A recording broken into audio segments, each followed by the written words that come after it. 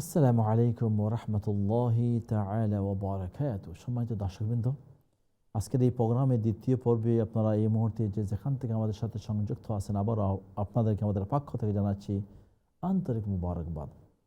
দর্শকবৃন্দ, আজকের আমাদের আয়াত, যে সমস্ত আয়াত আমরা তিলাওয়াত করেছি, ৯৬ আয়াতের মধ্যে আল্লাহ রাব্বুল আলামিন দারাজাতিম মিনহু মাগফিরাতান ওয়া রাহমা ওয়া কানাল্লাহু গফুরুর রহিমা, এই আয়াতের এখানে একটা রেজাল্ট বা ফলাফল আল্লাহ রাব্বুল আলামিন ঘোষণা করতেছেন যে আল্লাহ রাব্বুল আলামিন তাদের দারাজাতকে বুলন্দ করবেন, তাদেরকে ক্ষমা করবেন এবং তাদের উপর আল্লাহ রাব্বুল আলামিন তার রহমত বর্ষণ করবেন এবং ওয়া কানাল্লাহু গফুরুর রহিমা, আল্লাহ হচ্ছেন তিনি ক্ষমাশীল এবং দয়ালু।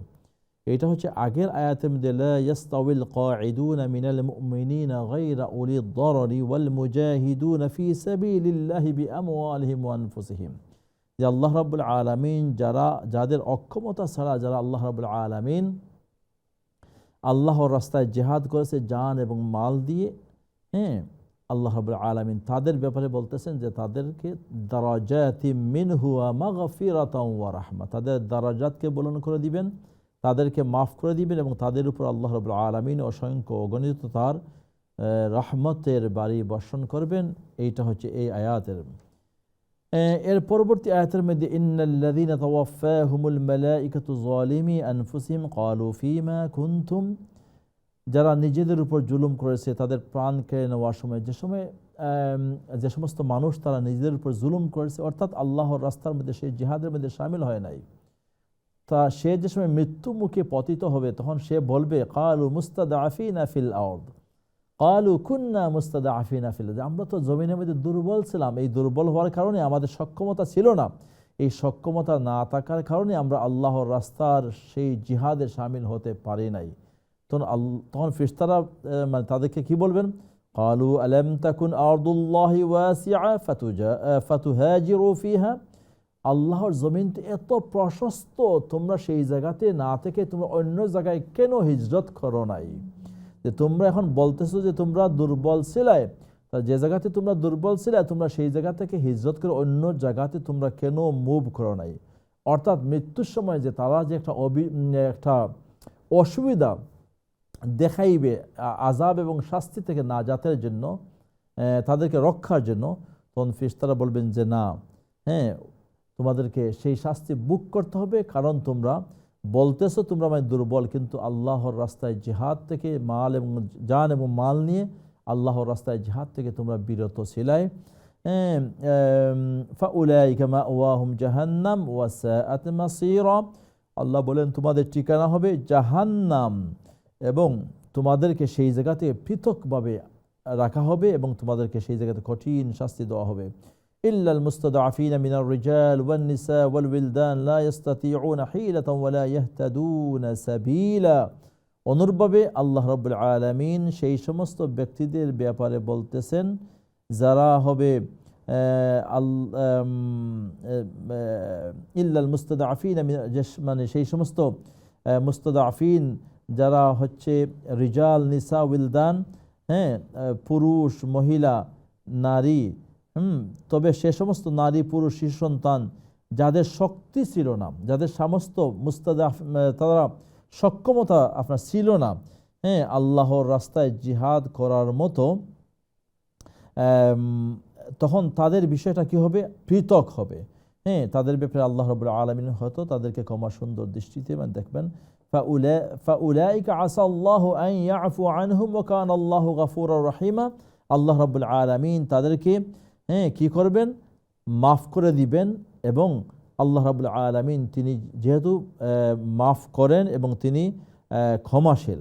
ওয়ামান ইউহাজির ফি সাবিলিল্লাহি ইয়াজিদ ফিল আরদি মুরাগামান কাসীরান ওয়া সাআ, আল্লাহু আকবার, আর যে কেউ আল্লাহ তাআলার পথে হিজরত করবে সে অচিরেই আল্লাহর জমিনে প্রশস্ত জায়গা ও অগণিত দম সম্পদ পেয়ে যাবে।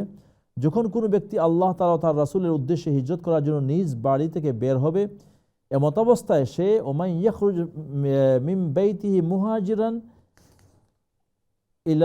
ইলাল্লাহি ওয়া রাসূলিহি সুম্মা ইউদরিকুহুল মাউত, এবং সে হিজরত করার পরে সে মৃত্যু মুখে পতিত হলো, ফাকাদ ওয়াকা আজরুহু আলাল্লাহ, সে পরিপূর্ণ হিজরতের সওয়াব আল্লাহ রাব্বুল আলামিন তাকে দান করবেন। ওয়া কানাল্লাহু গাফুরুর রহিম, অর্থাৎ সে আল্লাহ এবং তার রসুলকে উদ্দেশ্য করে সে হিজরত করা শুরু করলো, কিন্তু রাস্তায় তার সেই হিজরতের গন্তব্যস্থানে পৌঁছার পূর্বেই তার মৃত্যু মুখে সুম্মা ইউদরিকুহুল মাউত, সে মৃত্যু মুখে পতিত হলো।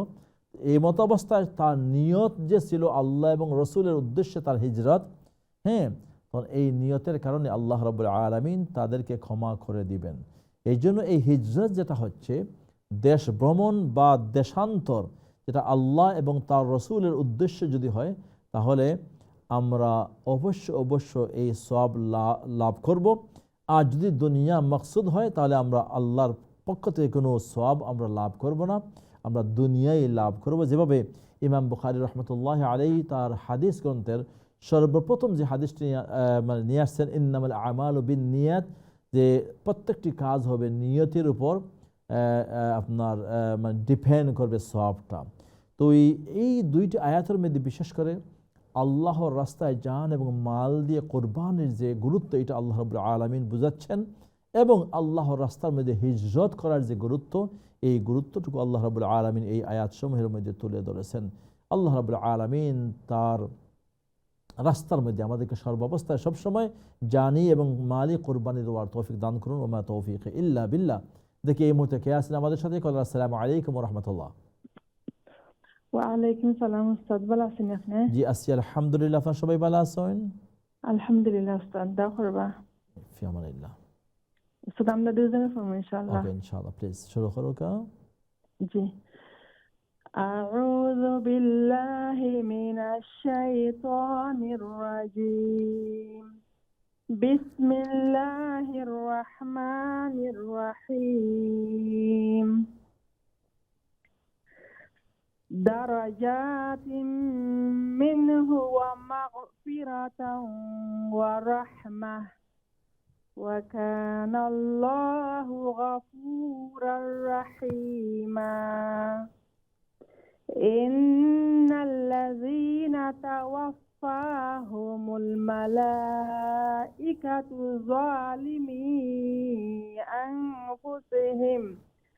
যালিমি أنفسهم قالوا فيما كنتم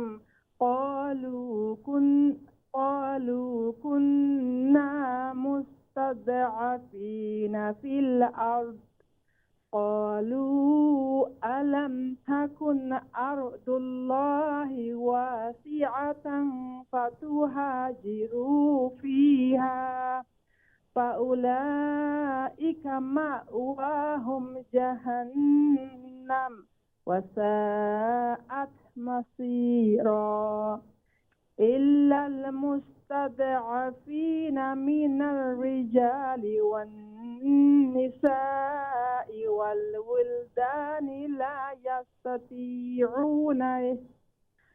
لا يستطيعون حيلة ولا يهتدون سبيلا فأولئك عسى الله أن يعفو عنهم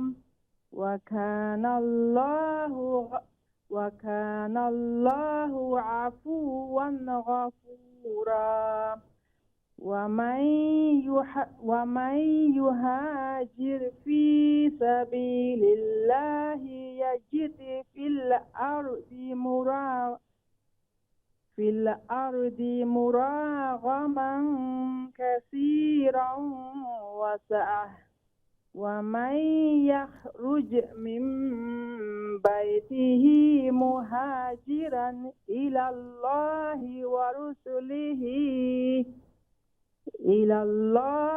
ورسوله ثم يدركه الموت فقد وقع أجره على الله ورسوله إلى الله ورسوله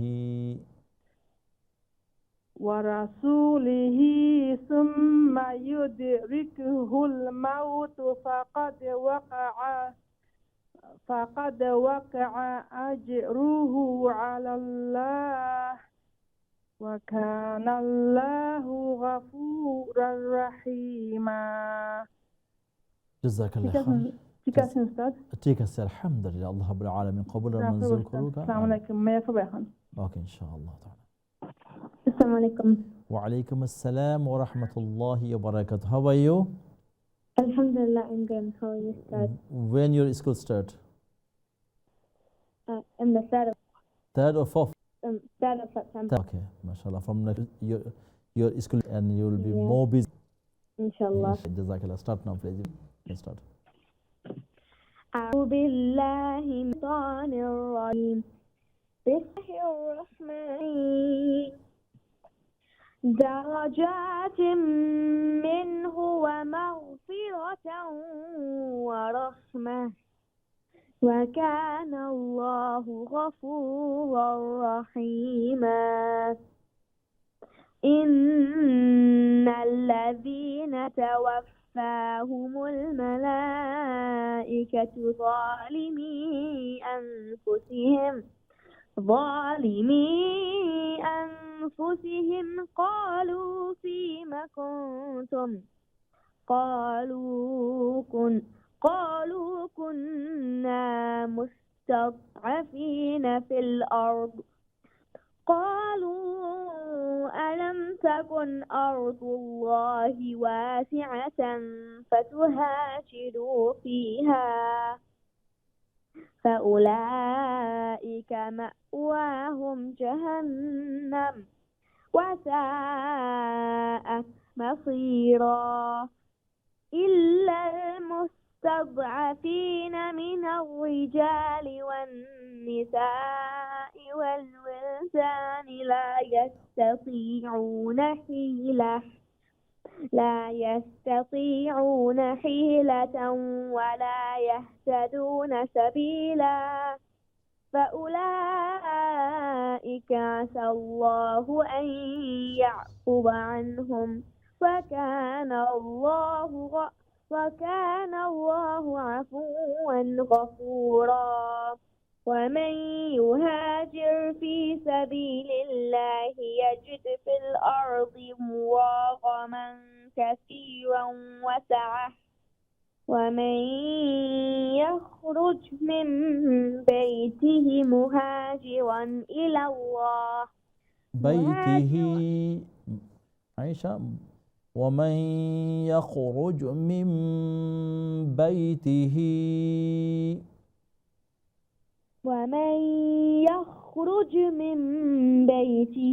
مهاجرا إلى الله ورسوله ثم يدركه الموت فقد وقع أجره على الله وكان الله غفورا رحيما. صدق الله العظيم. السلام عليكم. وعليكم السلام ورحمة الله وبركاته. Just one thing. Ayat number 98. إلا المستضعفين من الرجال من الري. This is ra. Da'ra is empty mouth. Mim kasra nun ra من الري. المستضعفين من الرجال والنساء والولد لا يسعون حيلا لا يهتدون يستطيعون حيلة واهتدون سبيلا. Beautiful tilawat. Take care about that. Okay, next caller. السلام عليكم. وعليكم السلام. ما شاء الله. بلا सुन आपने? अल्हम्दुलिल्लाह बाबा, आपने बला सुनी? जी अल्हम्दुलिल्लाह रब्बिल आलमीन. अल्लाह बला सुन दुआ करो इंशाल्लाह बाबा को याद दिबा शुरू करी बाबा प्लीज इंशाल्लाह बाबा. अऊज़ु बिल्लाहि मिनश शैतानिर रजीम. बिस्मिल्लाहिर रहमानिर रहीम. दरजातिन मिनहु व मगफिरतन व रहमह وكان الله غفورا رحيما. إن الذين توفاهم الملائكة ظالمي أنفسهم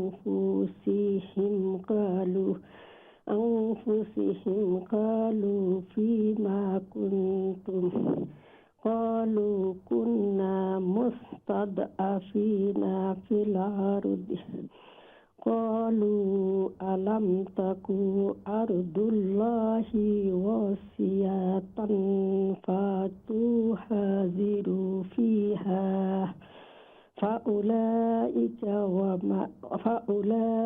مأواهم جهنم وساءت مصيرا فأولئك مأواهم جهنم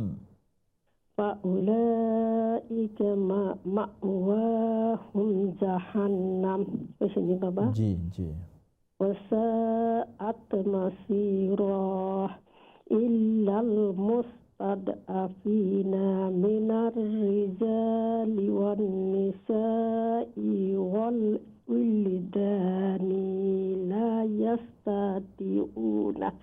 لا يستطيعون حيلة ولا يهتدون سبيلا فأولئك عسى الله أن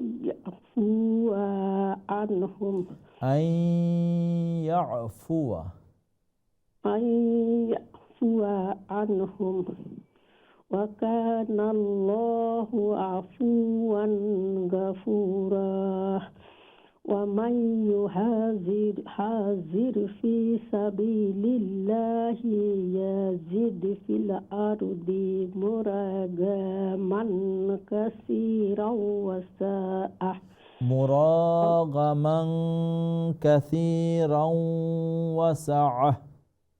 مراغما كثيرا وسعة ومن يخرج من بيته مهاجرا إلى الله ورسوله ثم يدركه الموت فقد وقع أجره على الله وكان الله غفورا رحيما. وتهني بابا. جي فرد جزاك الله خيرا وانا الشكر إن شاء الله بابا دعاء فرنجنا. السلام عليكم ورحمة الله وبركاته. وعليكم السلام ورحمة الله وبركاته. آيات شربوشش ومن أنشي ومن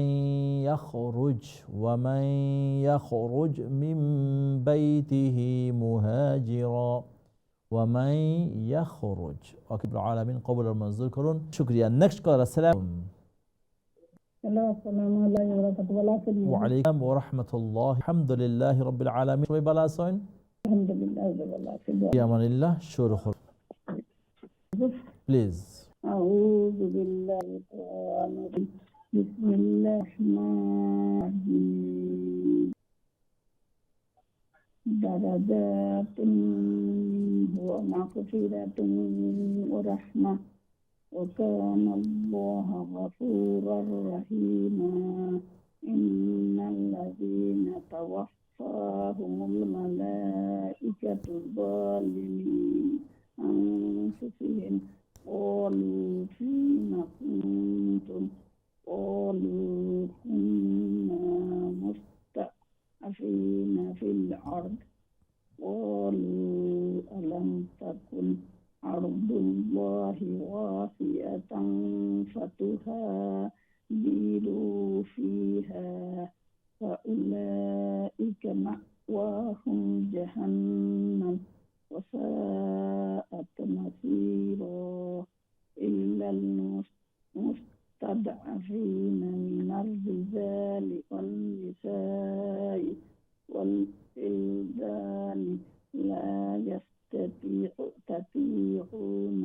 حيلة ولا يهتدون سبيلا فأولئك عسى الله أن يعفو عنهم وكان الله عفوا غفورا ومن يجاهد في سبيل الله يجد في الأرض ومراغما كثيرا وسعة ومن يخرج من بيته مهاجرا إلى الله ورسوله ثم يدركه الموت فقد وقع أجره على الله فقد وقع أجره على الله. فقد وقع أجره على الله وكان الله غفورا رحيما. صدق الله العظيم. جزاك الله خيرا. رحمة الله وبركاته. ওয়ালাইকুম আসসালাম ওয়া রাহমাতুল্লাহি ওয়া বারাকাতুহু। আল্লাহ রাব্বুল আলামিন কবুল আর মঞ্জুর করুন। আমরা যাচ্ছি নেক্সট কলারে, দেখে কে আছেন। আসসালামু আলাইকুম। ওয়ালাইকুম আসসালাম ওয়া রাহমাতুল্লাহি ওয়া বারাকাতুহু। ভালো আছেন হুজুর? আছি আলহামদুলিল্লাহ। আপনারা সবাই ভালো আছেন? আলহামদুলিল্লাহ। আপনারা সবাই ভালো আছেন? জি আছি। সবাই ভালো আছেন হুজুর? জি আলহামদুলিল্লাহ। আপনারা লাগি অনেক মনে হয়েছে আলহামদুলিল্লাহ। আল্লাহ করতে আল্লাহ জিন্দেগিতে বারবার ইনশাআল্লাহ ফরিলাই প্লিজ। أعوذ بالله من الشيطان الرجيم. بسم الله الرحمن الرحيم. درجات منه ومغفرة ورحمة وكان الله غفورا رحيما.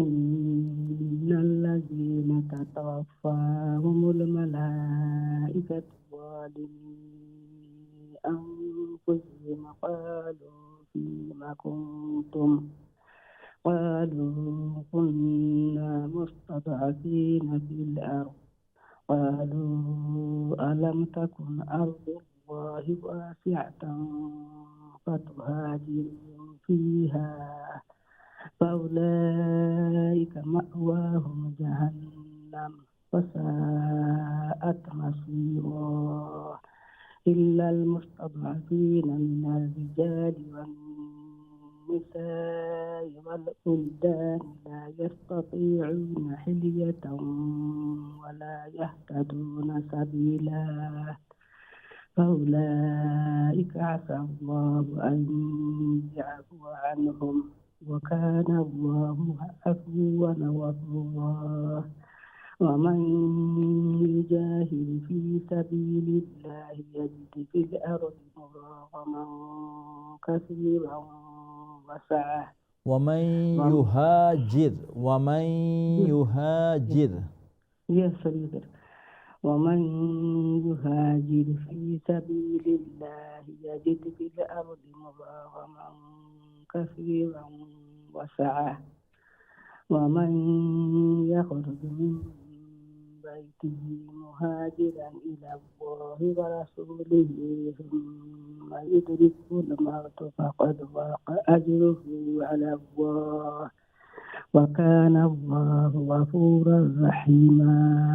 السلام عليكم ورحمة الله. وعليكم السلام ورحمة الله وبركاته. جزاك الله خيرا وأحسن جزا الله رب العالمين قبول আর মঞ্জুর করুন। দর্শক বন্ধু, আরেকটা ব্রেকের সময় হয়ে গেছে, আমরা যাচ্ছি ব্রেকে ইনশাআল্লাহ। তাহলে আবারও আপনাদের তেলাওয়াত শুনবো আফটার দ্য ব্রেক। আসসালামু আলাইকুম ওয়া রাহমাতুল্লাহি ওয়া বারাকাতুহু।